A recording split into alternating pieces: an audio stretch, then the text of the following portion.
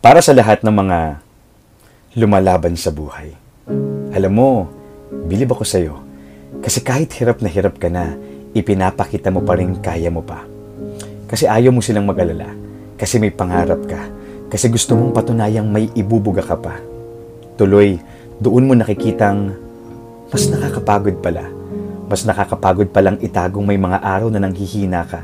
Mas nakakapagod palang ilihim na kailangan mo na ng makakasama. Mas nakakapagod palang itangging kailangan mo lang ng kahit isang taong magsasabi sa iyo na kaya mo yan, magpatuloy ka.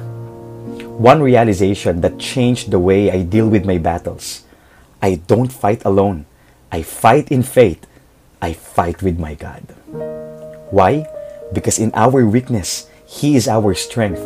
In our doubt, He is our guide. And in our heartbreak, He is our breakthrough. Walang labang hindi na ipanalo ang Panginoon. Ipagkatiwala mo sa Kanya ang laban mo ngayon. God bless.